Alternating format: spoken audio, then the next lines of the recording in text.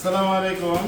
বর্ষাকালের খুদে মৌমাছির মধু, ঠিক আছে? বাসালিয়া এই যে একটু দেখা, এখানে চাকগুলো হচ্ছে যে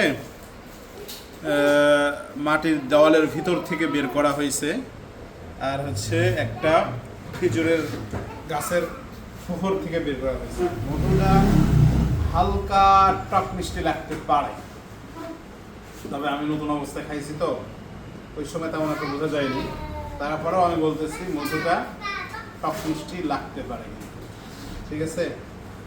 তো যাই হোক, এখানে ভালোই চাকসহ মধু আছে, তবে এই আমি চাকসহ না নেয়ার পক্ষে বলতেছি, অন্তত পক্ষে এই বর্ষার সিজনে।